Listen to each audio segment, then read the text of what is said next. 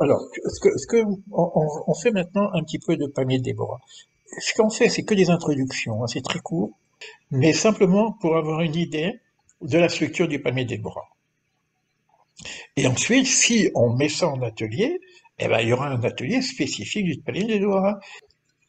J'ai pris quelques notes qui me semblent importantes dans l'introduction.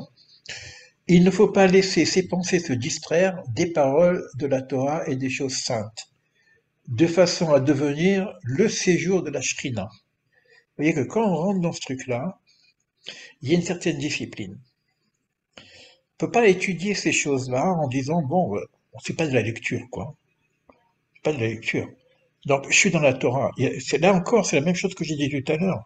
Il y a une forme de connexion, de s'accrocher, donc de discipline et même d'intentionnalité au départ, et puis de concentration.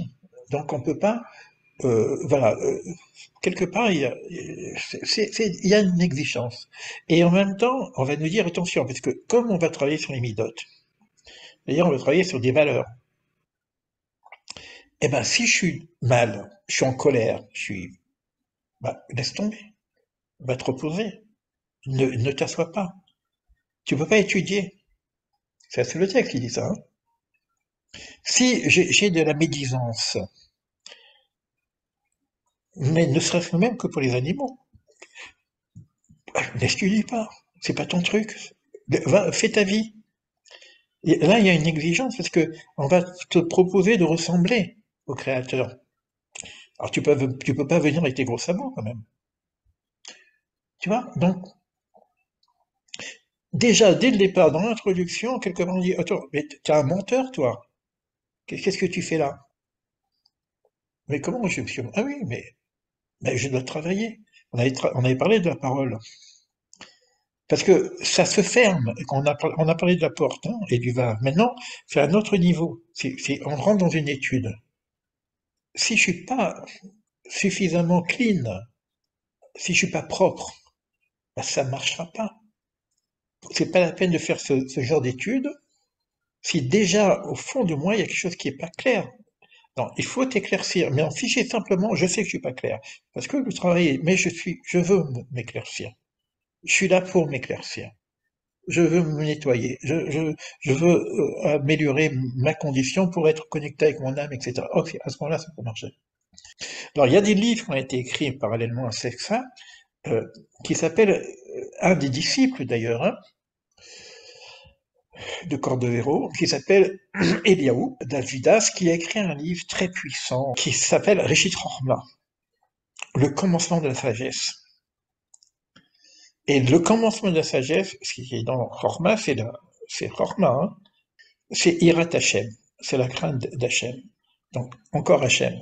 La crainte, c'est une forme de crainte révérentielle, hein, c'est pas une peur.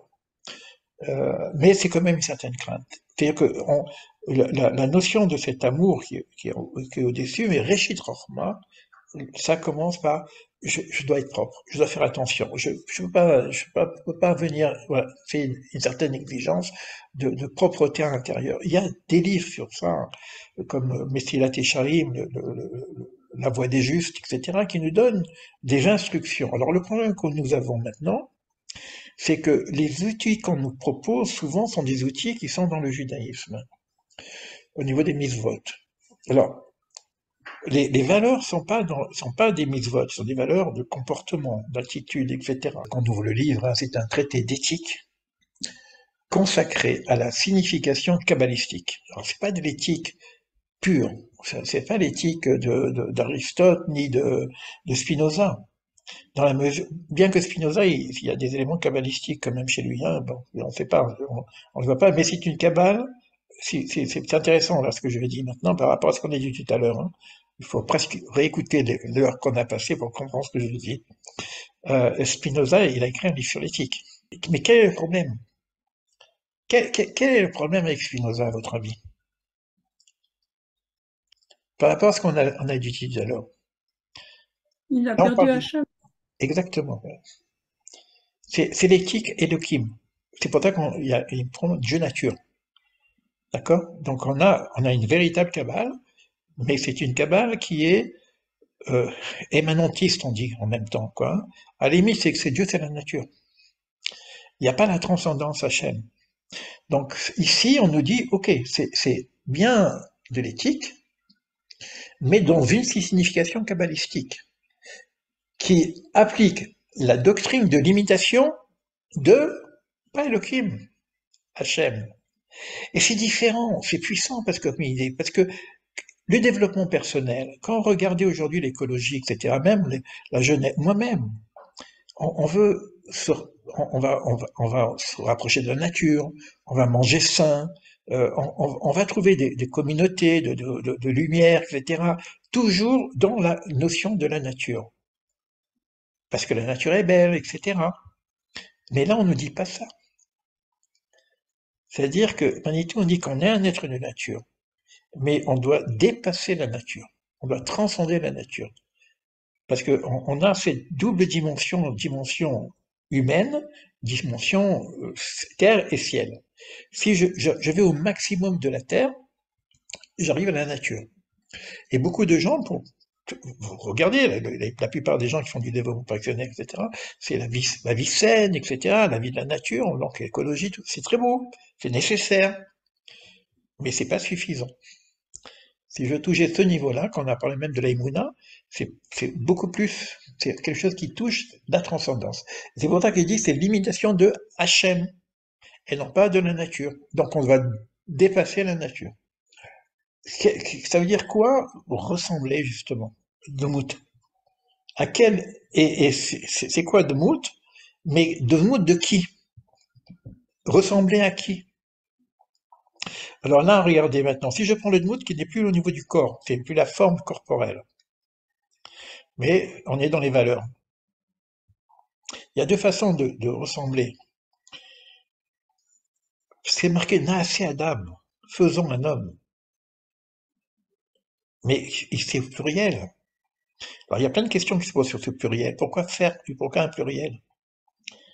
C'est le nom d'Elohim qui participe à la création. Selon notre Tselem et Dmout. Mais qui est-ce qui est associé à Dieu? Donc c'est comme si Dieu se présente lui-même. C'est une autre lecture hein, qui me vient maintenant. C'est comme Dieu se présente lui-même sous deux présentations. J'ai une présentation nature, Elohim, et j'ai une présentation, c'est le même, hein, Hachem ou Elohim, il n'y a pas deux dieux. Mais c'est deux fonctions divines. Mais j'ai aussi une fonction transcendante. Et ce Dmout-là vient me dire, attends, maintenant, ok, au niveau de la nature, maintenant, allons encore plus loin. Ressemble-moi au niveau de la transcendance. C'est puissant, hein? Vous voyez un petit peu de quoi c'est lié encore avec ce qu'on a dit tout à l'heure. Hein. Vous voyez comment j'aime bien ça parce que c'est naturel, hein, mais ça me tombe maintenant. Quoi, j'ai rien préparé là. Hein. Je prends en diagonale, je tombe sur un truc. Donc c'est maintenant, c'est la même chose que si je disais par rapport à moi-même maintenant, une propreté au niveau de mon corps et une propreté au niveau de mon âme. C'est-à-dire cette double notion, elle est chez moi aussi. Nature, mon corps, la transcendance, c'est mon âme. Donc je dois aller au-delà de mon corps. Quand je dis au-delà de mon corps, c'est au niveau du nefesh, même au niveau du roi, puisqu'on peut aller jusqu'à un neshama. Alors maintenant, il va y avoir des limites, parce que la sagesse de Dieu, c'est pas la sagesse de l'homme. La bonté de Dieu, c'est pas la bonté de l'homme. D'accord? Donc il va falloir avoir l'humilité en même temps de dire quelle est ma place, ma juste place dans l'imitation de Dieu. Donc on ne parle que des midot, des fonctions divines.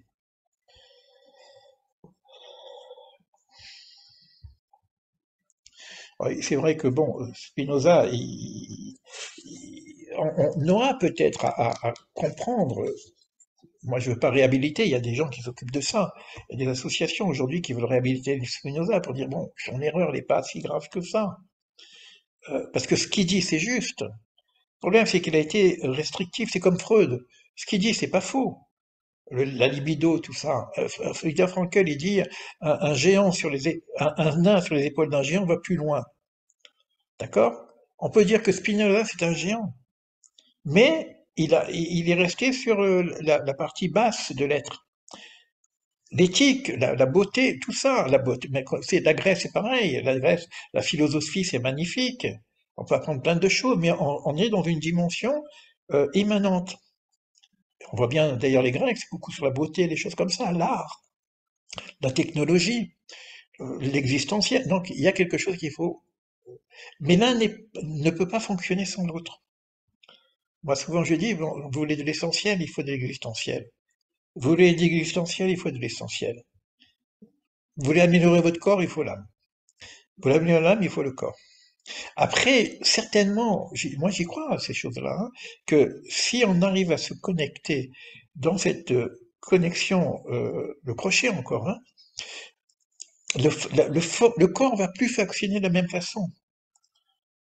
La façon dont je vais vivre dans mon comportement, il va y avoir quelque chose, il va plus fonctionner, je vais plus manger de la même façon. Certainement, je peux manger beaucoup moins. On parle de la nourriture du prana, de la lumière, la lumière peut nourrir, etc. Ça ne veut pas dire qu'on va se nourrir que de lumière. Bon, ok. Mais et ça marche aussi quelque part cette connexion. Donc on peut avoir cette alliance corps-esprit. Et il faut voir à notre niveau comment justement vivre ça. L'hébreu est très important. C'est pour ça que vous avez des livres en traduction, mais si j'ai pas le mot lui-même, par exemple, on a parlé de Dmout, c'est pas vraiment ce que ça veut dire. Alors, je vais rester sur ça, par exemple, donc je serais obligé, pour aller un peu plus loin que la traduction, de voir l'hébreu et puis de voir des commentaires qui sont pas traduits. Je prends Dmout par exemple. Mais attends, tu te prends pour qui, toi? Tu veux ressembler à Dieu, mais t'es pas Dieu. Alors ça veut dire quoi cette histoire? Et là, le texte nous dit, attends, Dmout, attends, c'est pas que tu es Dieu, non, non. Dmout, c'est aussi l'imaginaire. Imagine-toi si tu étais bon comme Dieu. Qu'est-ce que ça serait? Ça veut dire que bon, on va pas y arriver. Mais je vais imaginer. Donc le fait simplement d'imaginer, de mettre l'intentionnel là-dedans, je vais me rapprocher d'une sphère de bonté qui serait une bonté divine, même si je suis qu'humain. D'accord? Mais je vais rester humain. Mais je vais imaginer.